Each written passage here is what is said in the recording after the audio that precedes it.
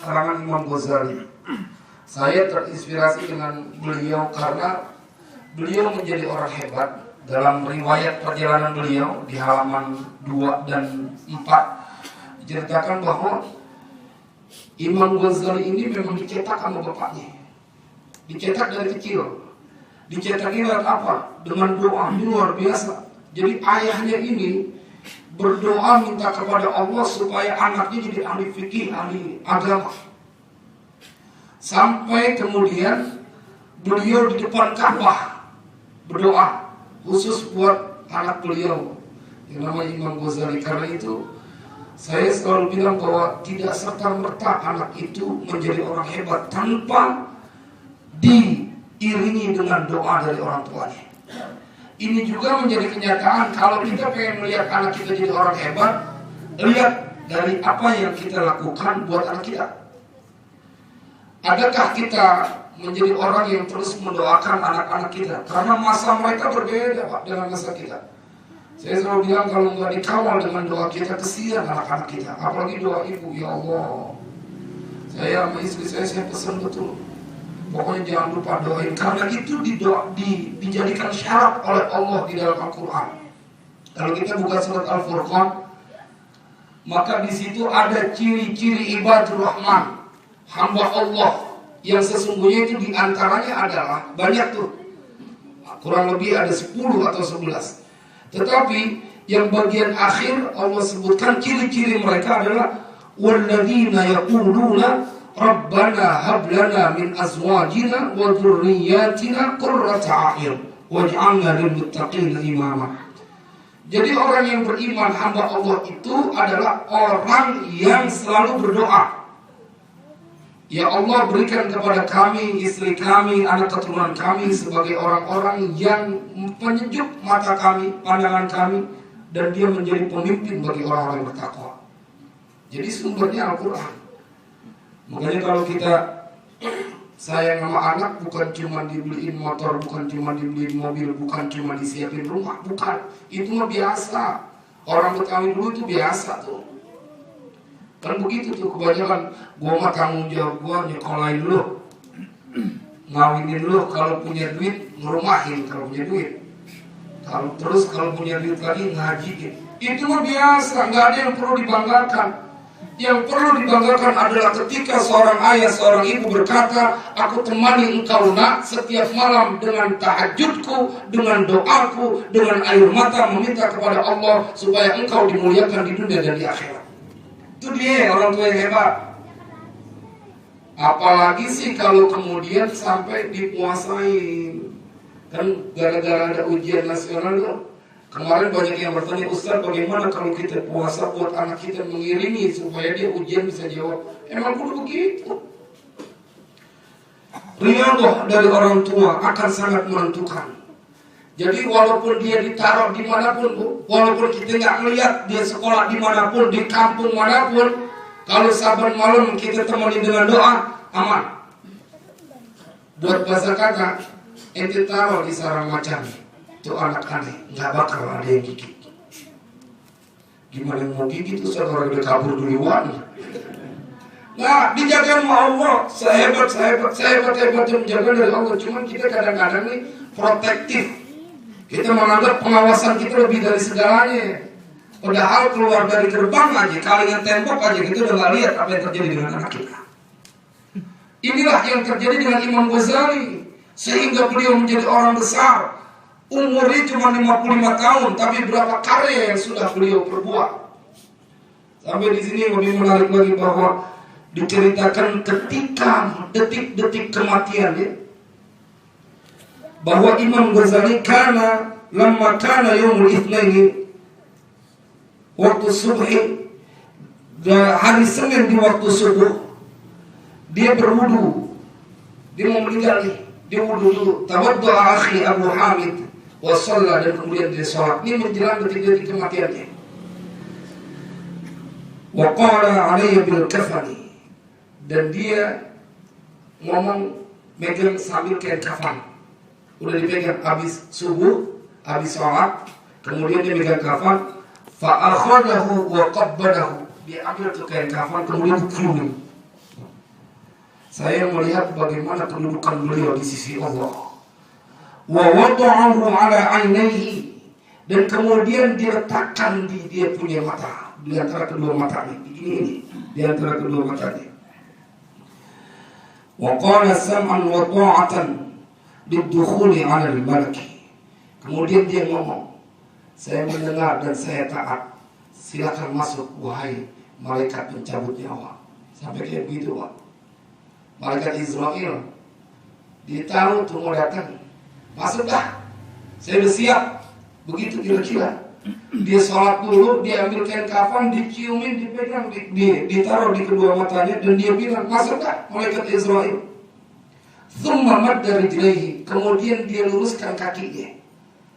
Wastaqbalal qiblati, dan dia ngadep kiblat. Udah siap-siap kayak orang kalau masuk ke liang lahat itu kan dimiringin, ngadep kiblat kan. Beliau begitu tuh, menjelang akhir hayatnya udah tahu. Subhanallah.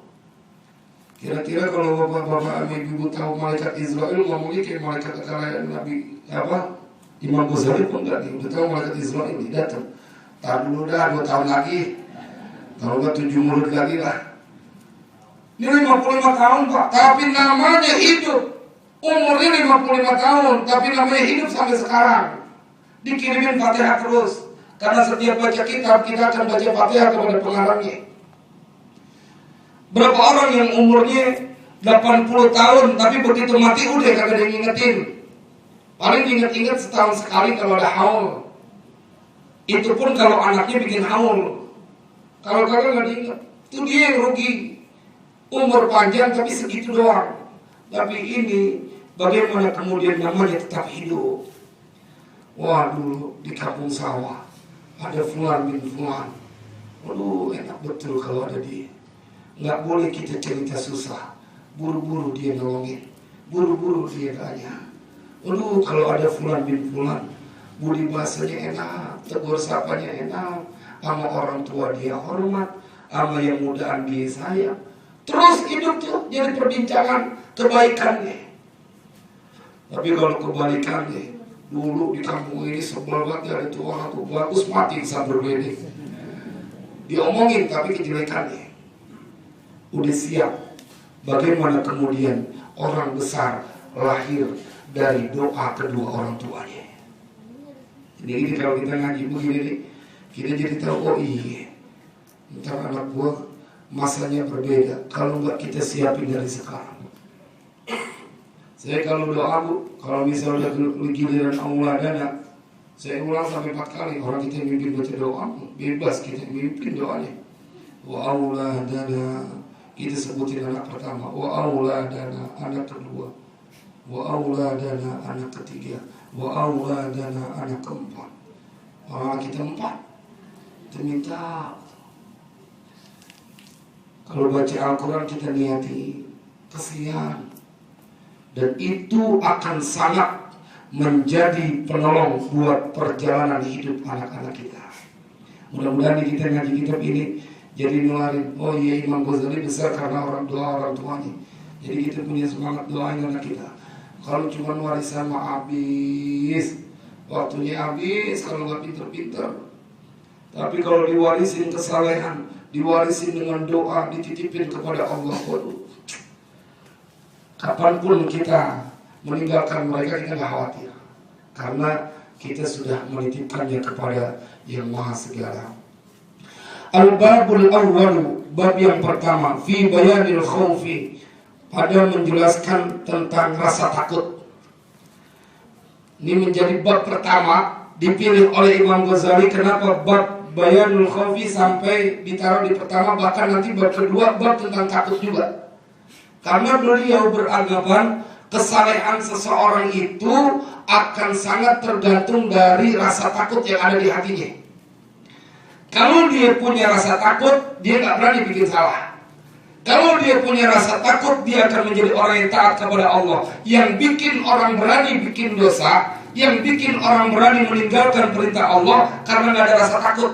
Makanya beliau taruh bab khauf fi bayanil khaufi pada bab yang pertama. Karena kalau udah ada rasa takut, insya Allah kita benar lempeng jalannya. Sampai-sampai dalam kitab Musnad Imam Ahmad, Nabi SAW pernah dialog sama malaikat Jibril. Nabi bertanya, annahu qala li Jibril, Nabi bertanya kepada Jibril, mali lam ara Mikaila dhahikan qattun.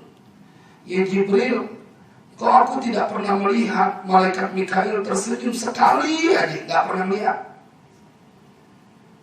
Nabi Muhammad tanya ke malaikat Jibril, kenapa malaikat Mikail sekali aja gak pernah aku lihat tersenyum? Kemudian malaikat Jibril menjawab, ma dhahika Mikailu mundu khuliqatin naru. Tidak pernah tersenyum malaikat Mikail semenjak dia tahu telah diciptakannya api neraka. Dari begitu diciptakan api neraka gak pernah tersenyum. Kalau kita sengaja-ngaja nyari acara TV, mana yang kira-kira kocak ketawa gitu. Bukannya kita menjadi orang yang harus prihatin. Sekelas malaikat, Pak. Malaikat, Bu, yang kata Al-Quran diabadikan mereka begitu banyak dalam Al-Quran. Di antaranya adalah innal ladina inda rabbika la yastakbiruna an ibadatihi wa yusabbihunahu wa lahu yasjudun. Sesungguhnya mereka yang berada di sisi Allah Tuhanmu ya Muhammad, la yastakbiruna an ibadatihi. Mereka tidak sombong dengan ibadahnya. Artinya mereka tidak puas dengan ibadahnya. Udah puasa Senin Kamis nggak puas, masih tetap ada rasa ketakutan. Itulah yang terjadi kepada para malaikat. Mereka tidak pernah puas, tidak pernah merasa sombong. Wa yusabbihunahu, dan mereka tetap memuji Allah, mentasbihkan Allah. Wa lahu yasjudun, dan mereka selalu kepada Allah bersujud. Mudah-mudahan pelan-pelan kalau kita ngaji kitab ini akan menjadikan diri kita jadi orang yang pintar ngatur waktu. Jadi ngatur waktu yang gitu, ini buat dunia nih. Kalau buat dunia 2 jam, kudunya buat akhirat juga 2 jam. Kapan ya kita siapin? Kita udah mulai kudu adil.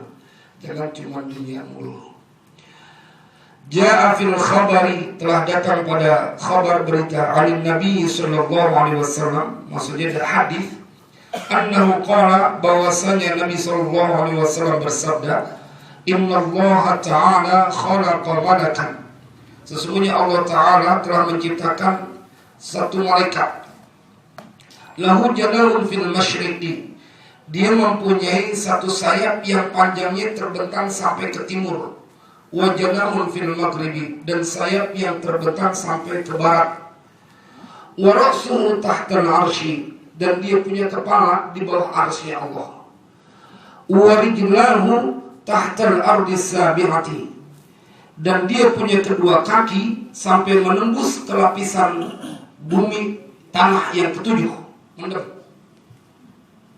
Bagaimana itu ceritanya di bawah arsy, kepalanya, kakinya sampai susah kita nalar dengan akal ya. Kudunya kalau segitu kan kapal terbang nabrak dia itu. Alamnya beda. Dan Allah punya kuasa.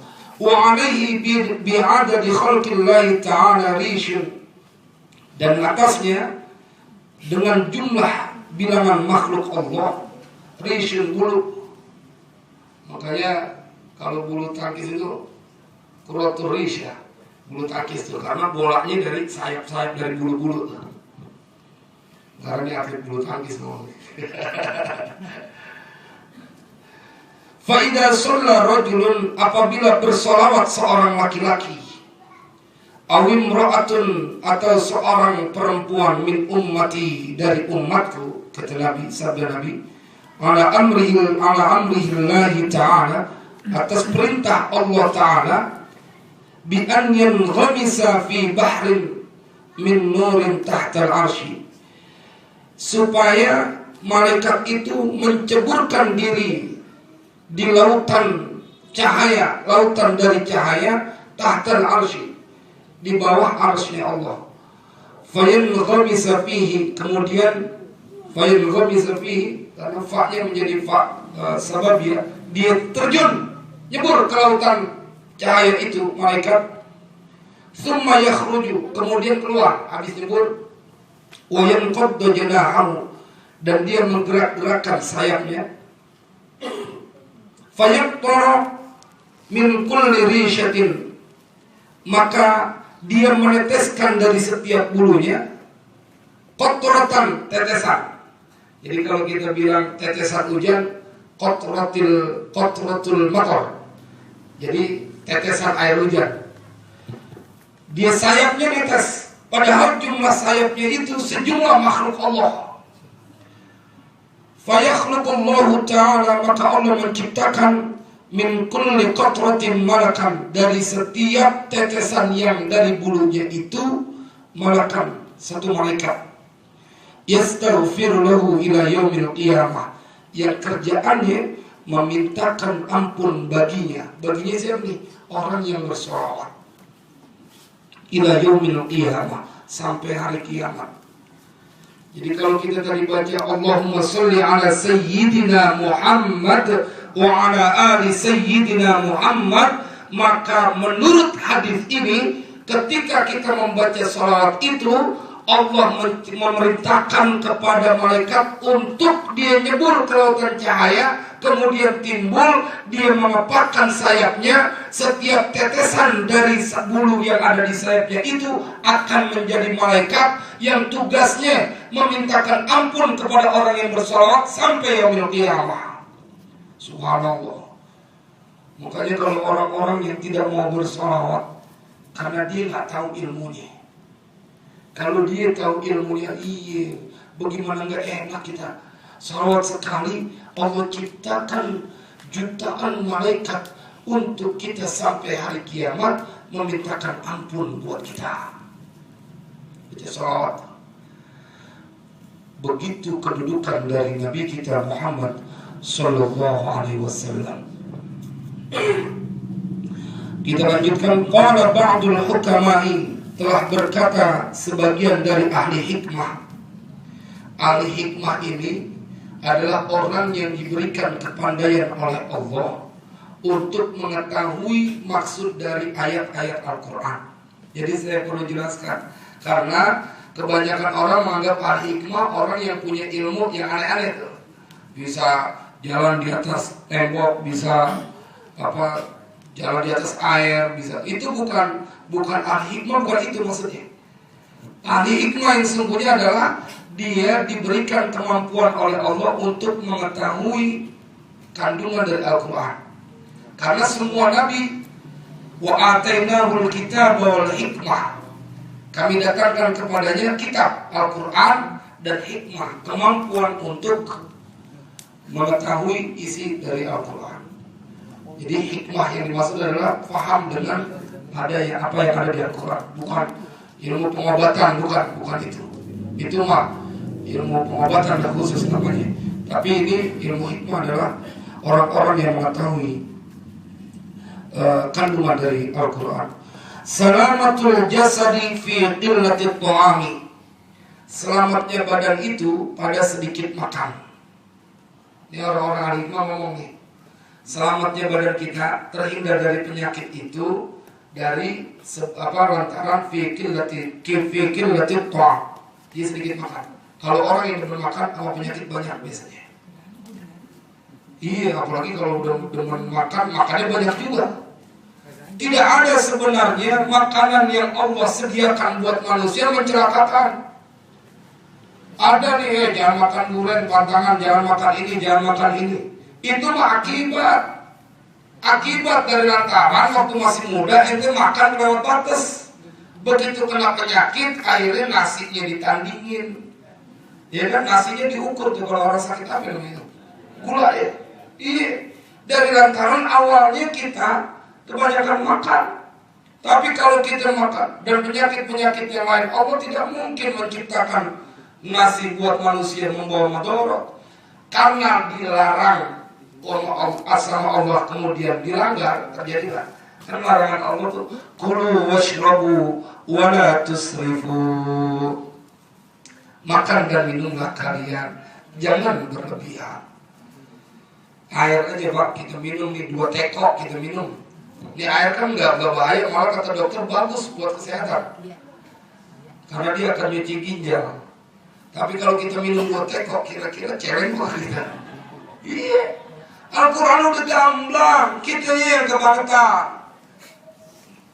Berani untuk menerjak apa yang sudah Allah larang. Kulu washrabu wa la tusrifu. Kalau kita pengen sehat, maka kata ahli hikmah, yaitu yang pertama adalah salamatul jasadi fi qillatit ta'ami. Keselamatan badan dari seorang itu dari sedikit dia makan. Apalagi kalau dia demen puasa. Sumu tasihu. Sabda Nabi, berpuasalah maka engkau akan sehat. Ini sebenarnya Ramadan ini ada sensitif nih. Kita takut jamaah berkesimpulan Ustaz aja doyan makan. Badannya gemuk katanya. Enggak, kalau ini mah turunan. Saya mau makan dikit saya setengah piring, cuma sering. Makanya dikit. Saya bingung makan dikit tapi masih gemuk juga. Ya diet capek pun rasanya kalau diet. Wassalamatur ruhi fi qillatil athami. Dan keselamatan ruh itu dari sedikitnya dosa. Kalau kita nggak banyak melakukan dosa, ruh kita itu terisi dengan hidayah dan selalu dekat dengan kebaikan-kebaikan. Ada orang yang berkali-kali berbagai cara kita ajak untuk berbuat kebaikan, tetapi dia tidak mau untuk mengikutinya. Itu karena dosanya banyak tuh, nggak sehat. Contoh yang paling gampang, kalau kita suka dengar ada saudara nih, adik abang yang bermusuhan sampai lama benar. Kiai Anu udah bilangin, udah nasihatin, tapi kagak mau aja, mangkrong. Tahu ya mangkrong ya? Masing-masing bawa cara. Itu karena dua-duanya punya banyak dosa, sehingga rohnya nggak sehat. Biar kata dia punya ilmu, kan ilmu ada yang manfaat, ada yang nggak manfaat. Dia udah tahu bahwa memutuskan silaturahim, jangan katanya masuk surga, nyium bau surganya aja kagak. Nauzubillah, nyium bau surganya aja kagak. Biar kata dia punya ilmu, biar kata dia punya titel ustaz, biar kata dia punya titel kiai, kalau dia mutusin silaturahim kepada orang atau saudaranya, kepada orang yang dia kenal atau tetangganya, biar kata punya ilmu banyak, biar kata hafal Al-Quran, gak bakal masuk surga. Karena Nabi Sallallahu Alaihi Wasallam bersabda bahwa inna jannata yujadu rihuha min masiratin 500 amin wa la yajidu rihaha aqul wa la qati'un rahim. Sesungguhnya bau surga itu tercium dari jarak 500 tahun perjalanan. 500 tahun perjalanan itu bau surga udah tercium. Tetapi tidak akan mencium baunya dua golongan, yaitu anak yang durhaka sama kedua orang tuanya, lawan sama kedua orang tuanya. Yang kedua adalah orang yang memutuskan silaturahim. Hati-hati, ini bukan bicara gengsi-gengsian. Lembaga ini ente mau apa kagak menjadi orang yang diberikan fasilitas oleh Allah sebagai penghuni surga.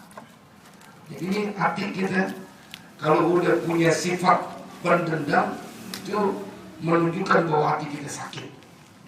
Gara-gara dosa kebanyakan kita lakukan. Waliyadzubillah. Wasalamatud dini fi sholati ala khairil anami.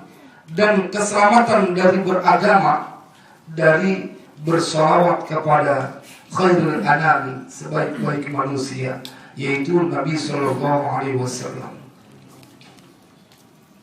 Wa qauluhu ta'ala, dan firman Allah Ta'ala, ya ayyuhalladzina amanu taqullaha, wahai orang-orang yang beriman, takutlah kalian kepada Allah. Yakni ikhsyallaha, takutlah kalian kepada Allah. Wa tanzur nafsum ma qaddamat lighad, dan hendaklah melihat seseorang dengan apa yang telah dia lakukan untuk esok hari. Jadi kita nih mikirin nanti, mikirin hari akhirat. Dengan kita duduk sekarang karena kita mikirin hari akhirat. Sama kayak misalnya seorang ibu yang ngomong sama lakinya, seorang istri ngomong sama lakinya, ini mau biasa diselingi, bang, kalau punya duit lebih, titip bang, ntar saya beli emas, jaga-jaga ntar buat anak kita kuliah, kita punya nih, ada emas yang bisa kita jual. Sering gak mau denger ngomong gitu tuh. Kalau orang dulu begitu tuh. Kalau punya duit, simpan, beli. Kalau emas, kenapa pilihannya emas? Tujuannya dia waya apa aja dibawa ke toko emas laku. Kalau motor nungguin calo dulu, calo jalan jadi. Tapi kalau motor, artinya dia tahu ada keadaan yang akan dia hadapi. Ini sih merupakan kebiasaan yang kalau kita teliti sebenarnya kurang kami cakap juga nih Bu. Saya juga bilang kalau yang begini nih, ini namanya merencanakan hidup susah. Bukannya malah hemat, bukan. Kalau punya duit, siapin tabungin buat beli emas. Nanti macan-macan anak kita kuliah nggak ada duit, kita bisa jual. Bener kan? Baik itu tujuannya, tapi sesungguhnya salah tuh. Kok salah Ustaz? Iya, ente udah merencanakan nanti pada saat anak kuliah nggak punya duit namanya, sehingga harus jual emas. Jadi kalau mau beli aja lah. Jangan pakai bilang buat jaga-jaga anak kuliah nggak punya duit kita. Iya, kata sabda Rasulullah dalam hadis qudsi, ana inda zonni abdi bi. Aku, kata Allah, sesuai dengan persangkaan hambaku. Hati-hati itu dengan kita ngomong. Dan nabung nih. Ntar kalau anak kita masuk SMA kan bayarannya mahal. Kalau kita nggak punya duit kan kita tinggal ngambil dari tabungan. Merencanakan susah. Merencanakan susah nggak boleh begitu. Jadi harus ada keyakinan kepada diri kita. Sekilas emang kita berdua, iya ini orang namanya udah jaga-jaga, sedia payung sebelum hujan. Itu mah buat ukuran manusia. Kalau berniaga sama Allah nggak boleh suuzon. Jangan kata yang ente minta, yang ente nggak minta aja Allah kasih. Bagaimana ente ketakutan buat 1 tahun, 2 tahun, 5 tahun ke depan? Ente udah seuzon sama Allah. Disangka Allah nggak bakalan ngasih itu duit buat anak ente kuliah. Sama aja dia ngomong begitu. Kalau sama manusia boleh kita sedikit curiga, tapi kalau buat Allah nggak boleh. Kita tetap harus husnuzon, berbaik sangka. Bagaimana mungkin seorang makhluk menuduh Allah dalam tanda kutip tidak akan menolong dia dalam keadaan dia susah, padahal dia selalu menyembah Allah? Nggak mungkin. Ini yang disampaikan oleh Allah dalam Al-Quran. Wa idza adaqna an-nasa rahmatan farihu biha. Dan jika kami memberikan kepada manusia kasih sayang kami, karunia kami, farihu biha, mereka semua bergembira. Wa in tusibhum sayyi'atun bima qaddamat aydihim idza hum yaqnatun. Dan apabila menimpa mereka satu masalah, satu keburukan yang juga itu disebabkan bima qaddamat aydihim, dari lantaran perbuatan tangannya sendiri, idahum yaqnatun, seketika mereka akan berputus asa. Pada ayat selanjutnya Allah memberikan penjelasan, awalam yarau annallaha yabsutur rizqa liman yasha'u wa yaqdir. Apakah mereka tidak mengetahui bahwa Allah yang memberikan rezeki yang luas kepada siapa saja orang yang dikehendaki, juga Allah yang akan menyempitkan rezeki orang itu. Inna fi dzalika laayatin liqaumin yu'minun. Sesungguhnya pada dua masalah itu adalah tanda-tanda kekuasaan Allah bagi orang-orang yang percaya. Jadi nggak boleh Bu kita hopeless, putus asa, nggak boleh. Harus optimis. Saya selalu bilang kalau orang udah sholat subuh dia nggak boleh putus asa. Karena man shalla subha fi dhimmatillah, hadisnya sahih. Siapa yang sholat subuh dia dalam tanggungan Allah. Kalau udah sholat subuh ente kudu optimis. Nggak mungkin disengsarakan, hari itu nggak mungkin. Karena yang berjanji adalah Rasulullah. Tapi yang terjadi pada diri kita kebanyakan miskin keyakinan. Kita suka ngerecokin nih akal. Iya, tapi kan perlu ada persiapan. Iya, persiapannya banyakin aja sedekah, banyakin aja nolong orang, banyakin aja nengokin orang sakit. Pada saat orang sakit, bayarnya berapa? Bantuin. Ini kadang-kadang kebalik sih kita. budaya juga. Nengokin orang sakit bawa buah-buahan, bawa kolmuan. Ya, ngeledekin banget sama yang sakit. Kemarin gue sehat, gue gak pernah bawa buah-buahan. Giliran gue sakit, gue gak boleh makan apa-apa, lu bawain buah-buahan. Bener gak? Begitu ya? Ustaz itu kan buat yang nungguin mah jangan lu pikirin. Yang lagi sakit tuh kesian. Dia cuma ngiler doang. Gue makan pakai infusan, lu bawain segala martabak. Dari makan, belamparan gue bisa makan. Ada sesuatu yang dia salah kaprah. Sudah dilakukan oleh orang banyak, tetapi sesungguhnya manfaatnya kurang. Kalau kita suka menolong orang yang sakit, biayanya berapa? Kita punya duit 500 ribu kita bayarin. Tuh, jadi kita gak sakit. Udah jadi nolongin orang duluan. Kebanyakan orang berani bersedekah kalau udah kena sakit. Sedekahnya masih apa? Ke rumah sakit, baru keluar duit berapa aja dia berani biar sehat. Allah kagak kasih, Allah kagak dengar kita minta, Allah kasih, apalagi Allah minta. Apalagi kita minta kepada Allah. Coba yang paling gampang nih, berapa juta orang harus berobat kalau udah jantungnya bocor? Berapa puluh juta orang yang harus ngeluarin duit kalau udah gagal ginjal? Kita pernah minta ginjal sama Allah. Berapa ya harganya? Begitu harus kita bangkitkan keyakinan. Iya, gua nggak minta aja dikasih. Saya suka bercandain. Ini saya punya cincin, Bu. Pak, ini saya punya cincin. Dibayar 100 juta saya kagak kasih. 200 juta saya nggak kasih. Setengah miliar saya nggak kasih di cincin. Bagaimana saya mau kasih? Dia mintanya dari sini, jarinya dipotong sekalian. Mintanya sama jari-jarinya Ustaz, 500 juta mah nggak cocok sama dia. Artinya apa? Begitu mahal anggota tubuh yang kita miliki. Ada yang mau jual, telapak tangannya dibayar 1 miliar.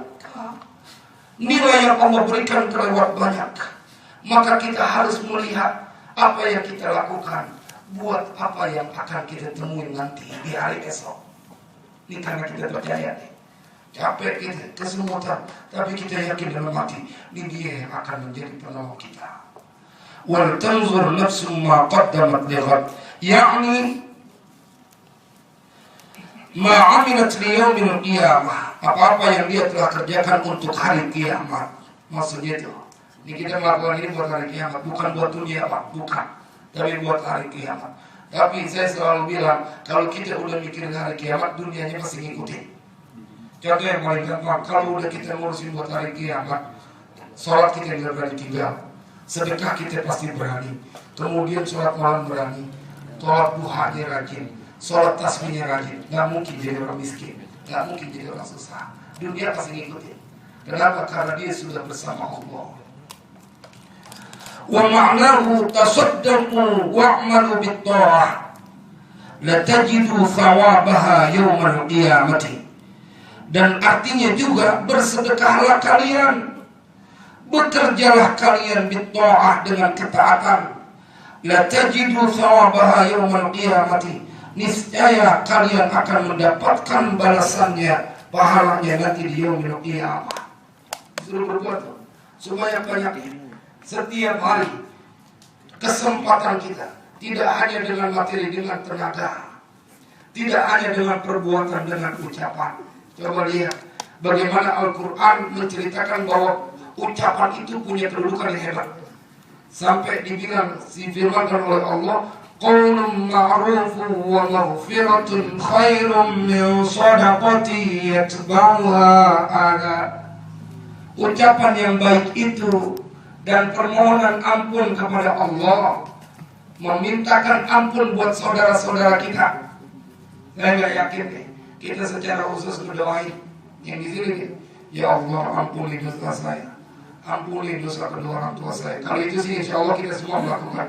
Tapi kemudian ditambahkan, ya Allah ampuni dosa empok saya, ampuni dosa abang saya, ya Allah. Saya nggak yakin kita berdoain begitu. Ada nggak pakai di sini yang berdoain gitu satu-satu di urut abangnya? Ya Allah abang saya gini ampuni dosanya, empok saya gini ampuni. Ada kau? Agak. Kenapa kita tidak melakukan itu? bahwa kita nggak yakin pada saat kita mendoakan orang lain, malaikat akan mendoakan kita. Itulah fungsinya majlis taklim. Kita akan mengetahui sesuatu yang kita tidak tahu. Kita doain, ya Allah, abang saya ini. Ampuni ya Allah, kasih dia petunjuk ya Allah. Secara khusus kita sebutin. Kenapa ya? Kita bilang dia itu bukan hanya abang kita, dia itu pernah berada di rahim yang sama dengan kita. Kalau orang-orang yang beriman saja disebut sebagai saudara kita, apalagi ini empok kita, apalagi abang kita, yang dia bukan hanya satu iman, tapi di rahim yang sama. Apalagi kalau kita jadi anak laki, ada 4 wanita yang kita kudu tanggung jawab, yang kudu kita pikirin. Ini kita perlu ingat Pak, bukan cuma bini kita doang. Yang perlu kita pikirin 4 wanita. Pertama yaitu ibu kita, kedua yaitu istri kita, yang ketiga yaitu anak perempuan kita, yang keempat yaitu saudara perempuan kita. Empok adik kita, kalau perempuan kita harus nolong gitu. Di dalam tanggungan kita tuh bukan hanya istri kita, ibu kita, anak perempuan kita, dan saudara perempuan kita. Jadi nggak benar kalau misalnya ada seorang adik nyakitin hati empoknya. Nggak benar. Karena justru dia harus menjadi orang yang membahagiakan empoknya, adiknya yang perempuan. Waduh, kalau kita udah belajar kayak gitu, belajar akhlak mah enak banget tuh. Kita diajarin benar, diajarin bikin orang kemudian bahagia dari lantaran perbuatan kita. Semua akan kita dapatkan nanti di hadapan Allah di yaumil qiyamah. Nanti kita kumpul, iya, itu yang ngaji di pasar minggu di RT berapa? RT 5 ya ketemu, sorry ya kita masing-masing tempatnya gitu. Tapi udah di dalam syurga kan enak ngobrol begitu. Udah sibuk dengan kebahagiaan, bukan sibuk dengan kerjaan. Hasil dari apa yang kita lakukan di dunia. Wattaqullaha innallaha khabirum bima ta'malun. Dan takutlah kalian kepada Allah. Sesungguhnya Allah itu khabirun, maha mengetahui, bima ta'malun, dengan apa-apa yang kalian kerjakan. Istri kalian boleh jadi nggak tahu, suami kalian boleh jadi nggak tahu, orang tua kalian boleh jadi nggak tahu, tetangga boleh jadi nggak tahu. Tetapi pertanyaannya, siapa yang bisa bersembunyi dari pengetahuan Allah? Siapa yang bisa sembunyi kalau Allah kemudian mengawasi? Kalau kita bangun di dalam hati kita seperti itu, waduh, tidurnya pulas tuh bini kita. Suami kita tidurnya juga pulas udah. Masing-masing dia bukan diawasi oleh kita, tapi diawasi oleh Allah. Sebab orang berani bikin dosa karena tidak mampu untuk meletakkan rasa diawasi di dalam dirinya dari Allah Jalla Jalaluhu. Mumpung bini kagak ada. Mumpung laki nggak ada, gua mau periksa dompetnya ada foto orang lain bakal. Oh nggak ada cewek lain. Tapi ini duit merah-merah banget ya. Comot atuh kalau juga tahu. Laki kita nggak tahu, lagi pulas tidur, lagi ngorok, tapi Allah la ta'khudhu sinatu wala naum. Allah tidak ngantuk, Allah tidak tidur. Lu ngapain lagi ngeratak dompet lagi lu? Jadi ketawa yang biasa ngeratak kan? Nggak bercanda. Bukan cuma dompetnya doang, isi kantongnya semuanya standar. Tak boleh. Ada batasan-batasannya, kecuali seorang suami sudah memberikan green light, lampu hijaunya. Dah, lu mau bebas dah. Mau buka dompet gua kek, mau buka kantong gua, nah itu baru tuh alat. Tapi kalau suami bilang jangan sekali-kali buka dompet, nggak boleh tuh, harus ditaati. Ustaz, tapi kita curiga, ya emang begitu bisikan setan. Kalau sama-sama ngaji, Dia akan sadar, oh enggak, suami saya mah bukan takut sama saya, suami saya takutin sama Allah. Kalau takut sama manusia masih ada cara buat menghindar, tapi kalau takut sama Allah, mau kemana kita menghindarnya? Inilah yang kemudian dijadikan alasan oleh Imam Ghazali menaruh bab fi bayanil khawfi pada bab pertama, karena sebab soleh atau tidaknya seorang dari kualitas takut atau tidaknya dia kepada Allah. Allah tahu semuanya dengan apa yang dilakukan. Ai minal khairi wasyarri, dari kebaikan ataupun keburukan. Nah ini yang menarik nih. Fa innal malaikata was samaa wal arda wal laila wan nahara yaumal qiyamati yashhaduna bima amila ibnu adama min khairin aw syarrin ta'atan aw ma'siyatan hatta anna jawarihahu tashhadu alaihi. Kenapa dia kudu takut untuk melakukan dosa walaupun manusia nggak melihat, nggak menyaksikannya? Kenapa dia kudu takut untuk melanggar perintah Allah? Kenapa dia kudu takut untuk tidak mengkhianati istri atau suaminya? Dari lantaran fa innal malaikata, maka sesungguhnya para malaikat, wassamaa dan langit, wal arda dan bumi, wal laila dan malam, wan nahara dan siang, yaumal qiyamati pada hari kiamat, yashhaduna mereka semua akan bersaksi, bima amila dengan apa yang telah dikerjakan ibnu Adam dari anak Adam, min khairin dari kebaikan, aw syarrin atau keburukan, ta'atan dalam bentuk ketaatan, aw maksiatan atau perbuatan maksiat, hatta sehingga anna jawarihahu semua anggota tubuhnya, tashhadu alaihi bersaksi atasnya. Yang akan menjadi saksi buat kita, malaikat akan bersaksi. Nih kan tempat gak dipenuhi sama malaikat nih, cuma kita kagak lihat. Hadisnya sahih, orang yang keluar dari rumahnya dalam menuntut ilmu, malaikat membentangkan sayapnya, dia nginjek di atas itu sayap malaikat. Saking mulianya orang yang menuntut ilmu sampai dia ke tempat.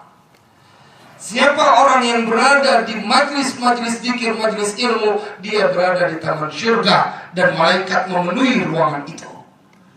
Malaikat menjadi saksi kebaikan kita maupun keburukan kita. Wassamaa dan langit, 7 lapis langit menjadi saksi. Wal arda dan 7 lapis bumi. Ada orang yang bikin dosa bisa tidak di bawah langit, tidak di atas bumi. Itulah mengapa ulama-ulama kita ngajarin, ente kalau sholat, mau sholat wajib nih, terus habis itu sholat ba'diyah atau sholat qobliyah, kemudian sholat wajib, kemudian sholat ba'diyah, tempatnya jangan sama. Disuruh geser, habis sholat wajib nih, sholat maghrib, kemudian mau sholat ba'diyah, jangan di situ lagi. Geser, berselangkah, 2 langkah, 3 langkah, cari tempat lain. Ini dia maksudnya, biar 7 lapis bumi, 7 lapis langit nambahin saksi buat kita. Kan kita suka ketemu ya, kalau di masjid kita lihat ada orang sholat terus geser sholat sunnahnya, kemudian dia sholat ini pindah lagi, geser lagi. Itu karena ingin memperbanyak saksi. Tidak ada kebaikan yang dilakukan oleh seorang anak manusia, tidak ada ketaatan yang dilakukan oleh seorang anak manusia kecuali apa yang ada dalam kitab ini. Para malaikat, langit, bumi, malam, siang, semua akan bersaksi. Ada orang yang bikin kebaikan di luar malam, di luar siang, gak ada. Kalau dia gak kerjain malam, ya di siang. Bahayanya, kalau itu kebaikan akan menjadikan tambahan buat kita. Tapi kalau itu keburukan, apalagi kalau demen banget ngomongin saudaranya, ya Allah, udah disebut laksana memakan bangkai saudaranya. Tapi kenapa ya kemudian kita demen untuk menghibah? hati-hati, biarinlah orang-orang mah. Kita jangan, kita udah ngaji nih, kita udah tahu. Apalagi kalau kita melihat di TV infotainment, waduh, ini mah makanan kesukaan dari banyak orang. Wah, itu artis ini yang artis ini cerai, artis ini sama artis ini mau kawin habis berapa miliar, nonton tuh. Menebar fitnah dan ghibah, kita ada di dalamnya, kita ikut meresponnya, maka itu termasuk kita bagian darinya. Jadi mendingan kita tinggal. Al-Quran ngajarin tinggal. Kalau ada orang udah mulai ngomongin kejelekan orang, tinggal. Lain hal, di majelis-majelis taklim, di majelis-majelis diskusi, dalam rangka kita ingin memberikan pelajaran. Kenapa saya bilang gitu? Enggak semua gibah itu dosa. Enggak semua menceritakan keburukan orang itu dosa. Buktinya Allah ceritain keburukan Fir'aun. Buktinya Allah ceritain keburukan kaum Lut. Buktinya Allah ceritain orang-orang kafir Quraisy. Jadi dalam rangka untuk mendapatkan pelajaran, dalam rangka mengambil hikmah, jangan sampai kayak begitu, boleh. Menceritakan tentang Qarun, menceritakan tentang sahabat-sahabat Nabi yang dia melakukan keburukan, yang kemudian mereka insaf, seperti Umar ibn Khattab. Bagaimana nggak ngeri, gimana nggak serem. Umar ibn Khattab itu sampai dia kalau ingat dosanya nangis keseringan dan akhirnya membuat 2 garis hitam di pipinya. Jadi dalam hadits Umar ibn Khattab itu diceritakan bahwa beliau ada 2 garis hitam di pipinya. Kita kan nggak pernah ketemu orang begitu. Nangisnya kalau sering. Apa yang membuat beliau nangis? Setiap kali beliau ingat pada saat mengubur putrinya hidup-hidup, itu putrinya udah setengah badan, dia punya jenggot kena debu. Itu anaknya masih sempat-sempatnya bersihin jenggot ayahnya. Itu yang dia nggak kuat kalau ingat. Padahal lagi mau dipendam, tuh anak masih ngebersihin jenggot ayahnya, padahal dia mau pendam.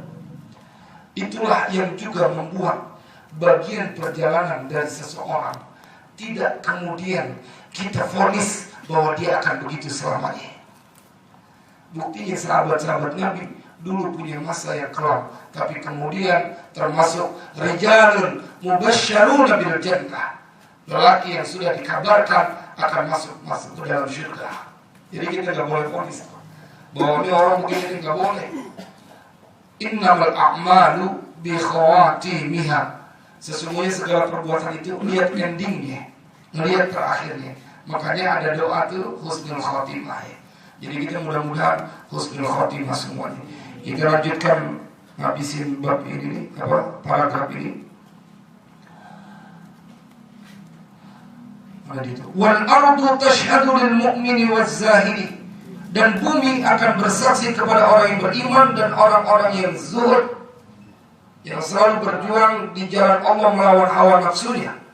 Fatakulu, maka bumi itu nanti akan berbicara, bersaksi kepada Allah di yaumil qiyamah, shalla alayya, ini fulan dia telah sholat di atasku, wa shoma wa hajja, dia telah berpuasa, dia telah melaksanakan haji, wa jahada, dan dia telah berjihad. Fayafrahal mu'minu, maka bergembiralah mukmin itu, wazahidu, dan orang yang zahid. Nanti di yaumil qiyamah bumi akan bersaksi, ya Allah, ini fulan bin fulan, dia sholat di atasku, dia puasa. Bumi saksi, bumi akan berbicara waktunya. Dan bumi itu kan makhluk Allah yang dia juga akan menjadi bagian dari pemberat dari kebaikan atau pemberat dari keburukan kita. Karena pada bagian selanjutnya wa tashhadu 'alal kafiri, dan bumi akan bersaksi atas orang kafir, wal 'asi, dan orang yang demen maksiat. Fataqulu, bumi itu akan berkata, asyraka 'alayya, dia telah menyekutukan Allah di atasku.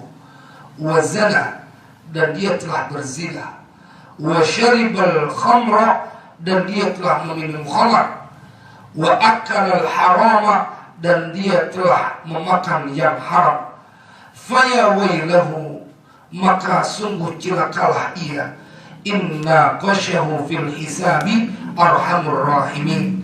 Jikalau menyidangi, naqasyah, kalau kuliah itu ada yang kalau selesai skripsi namanya munaqasyah, di sidang kita disuruh pertanggungjawaban. Cilaka kalau kemudian inna qasyahu fil hisabi arhamur rahimin, jika menyidangnya orang itu pada hari perhitungan. Siapa yang menyidangnya? Arhamur rahimin, yaitu Allah yang maha pengasih, maha penyayang. Jadi ngeri kalau kita membaca apa yang ada di Al-Quran, apa yang ada di hadis, apa yang ada di kitab ini. Emang udah waktunya kita hati-hati. Emang kudu hati-hati. Nabi aja masih hati-hati. Nabi Khatamul Anbiya wal Mursalin masih hati-hati. Betapa Rasulullah menangis semalam suntuk sampai subuh. Betapa Rasulullah sampai panas badannya karena punya uang 2 dinar yang belum disedekahkan. Betapa Rasulullah SAW juga merasakan sakit pada saat sakaratul maut. Itu yang kita perlu pikirin. Manusia yang paling sempurna adalah Rasulullah. Manusia yang paling dicintai adalah Rasulullah. Kalau beliau masih segitu takutnya, kudunya kita lebih. Makanya kita banyak baca sholawat. Kita berharap nanti syafaatul uzma dari beliau. Iya kan? Baca maulid sholawat. Tapi ada seorang tabi'in yang namanya Rufai bin Mihran. Ini ada di dalam kitab Suwarun min Hayatit Tabi'in. Saking dia cintanya sama Nabi, dia satu ketika, dia pernah berguru kepada Umar ibn Khattab, pernah berguru kepada Abu Bakar As-Siddiq. Satu ketika dia dikasih apel sama sahabat Nabi yang namanya Anas bin Malik. Itu apelnya Pak, itu apelnya Bu, nggak dimakan. Diciumin tuh apel, disimpan diciumin tuh apel. Dia bilang, ini apel dari tangan seseorang yang tangannya pernah menyentuh Rasulullah. Saya merinding kalau kayak begitu. Segitunya tuh. Ini tangan, ini apel pernah dipegang dari orang yang pernah mencium tangan Rasulullah, pernah nempel sama tangan Rasulullah. Saking dia cintanya sama Rasulullah, nggak dimakan tuh apel, diciumin setiap saat. Wah, kalau kita ada apel buru-buru kita belah, ya bagaimana yang ngasih nggak pernah megang Nabi, kita makan buru-buru. Tapi saya melihat betapa orang-orang hebat. Begitu penghargaannya kepada Rasulullah, apalagi kita. Jemaah sekalian berbahagia, kita kudu siapkan banyak amal. Kalau kita udah tawakal kepada Allah, berbuat kebaikan, jangan pernah ketakutan. Saya mah bukannya ngedauin Allah, tapi ini yang dijanjikan oleh Allah. Mana ada yang bisa menyalahkan apa yang ada di dalam Al-Quran? Wa man asdaqu minallahi qila. Omongan mana lagi yang paling benar yang lebih Al-Quran? Wa man asdaqu minallahi haditha. Pembicaraan mana lagi yang lebih benar daripada Al-Quran ketika Allah berfirman, wa man yatawakkal 'ala Allahi fa huwa hasbuh. Siapa yang bertakwa kepada Allah, bertawakal kepada Allah, pasrah kepada Allah, semuanya dia berbuat karena Allah, fa huwa hasbuh, maka dia Allah yang akan mencukupi semua urusannya. Nah, ada tuh istilah cerita kita dengar, ada orang tua yang kebingungan pada saat anaknya pengen sekolah bayaran atau naik ke perguruan tinggi, terus kemudian karena dia tidak bertawakal secara total, maka terjadilah kebingungan. Ustaz segitu yakinnya, iya emang begitu. Kata Al-Quran begitu, hidup mah gampang. Semuanya udah dijamin sama Allah. Yang kudu kita pikirin yang belum dijamin sama Allah. Mana yang belum dijamin? Akhirat kita, dunianya udah dijamin. Mana ada orang yang lahir kemudian mesen, nggak ada. Contoh paling gampang, saya punya mama, anaknya 3-3-nya di pesantren. Tuh anak disuruh mikirin bayaran apa kata? Disuruh mikirin makannya terus bayar pakai apa? Enggak, disuruh belajar aja. Ntar bulanannya bagaimana, makannya bagaimana, orang tuanya mikirin, anaknya udah gak ada ketakutannya. 3 anak-anaknya nggak ada yang mikirin bagaimana ya bulan depan bayar. Enggak, karena saya juga dulu di pesantren begitu. Kagak pernah kita mikirin bagaimana ntar bayarannya. Udah confident, yakin pasti akan dipikirin oleh orang tua. Kenapa? Karena pesantren itu atas dari keinginan kita, restu kita. Maka dijamin. Kalau manusia aja begitu bisa ngejamin, sama ketika di dunia ini kita nggak pernah minta ada jadi orang kampung sawah, nggak. Allah yang taruh kita di kampung sawah, Allah yang taruh kita di RT 5. Terus mana mungkinnya Allah akan sengsarakan, Allah akan biarkan kita. Lah kita sama anak kita aja kita tanggung semuanya. Nggak pakai minta tuh anak. Kita penuhin kebutuhannya. Kalau manusia dengan semua keterbatasannya bisa kayak begitu, apalagi Allah dengan semua kekuasaannya. Cuma nih akal ngerecokin. Iya, emang mau makan sama Al-Quran, ngaji terus mau makan mau ngaji. Itu tuh kadang-kadang bahasa yang rasanya kelewat berani untuk dia berdialog antara hubungannya dengan Allah. Kalau udah ngomong ini kagak mau berhenti, ngeranya atau jam 10 lagi dah, paham lagi. Jamnya bisa taruhnya di sana, biar kita lihat. Udah hampir 1 jam. Karena kita 2 paragraf aja dulu. Mudah-mudahan ini akan menjadi manfaat. Memang kalau udah ngomong kayak begini kebayang kita baru bakalan semangat. Ntar begitu pulang lemes lagi. Harus kita saling mengingatkan. Wa tawassaw bil haqqi wa tawassaw bis sabri. Mudah-mudahan ini menjadi manfaat. Kurang lebihnya mohon maaf. Wassalamualaikum warahmatullahi wabarakatuh. Mari kita akhiri majlis kita dengan doa. Bismillahirrahmanirrahim. Alhamdulillahirabbil alamin. اللهم صل على سيدنا محمد وعلى آل سيدنا محمد. اللهم إنا نسألك رضاك والجنة ونعوذ بك من سخطك والنار. اللهم إنك أنت عفو كريم تحب العفو فاعف عنا يا كريم. اللهم لا تدع لنا في مقامنا هذا ذنبا إلا غفرته ولا هما إلا فرجته ولا دينا إلا قضيته ولا مريضا إلا شفيته ولا سائلا إلا أعطيته ولا محتاجا إلا كفيته ولا جاهلا إلا علمته ولا ضالا إلا هديته ولا عدوا إلا خذلته ولا ميتا إلا رحمته ولا حاجة من حوائج الدنيا والآخرة إلا قضيتها ويسرتها يا رب العالمين. صلى الله على سيدنا محمد وعلى آله وصحبه وسلم walhamdulillahirabbil alamin. Terima kasih dan sekali lagi saya ingin mengingatkan besok kalau ada waktu tonton pengajian Damai Indonesiaku karena materinya menarik.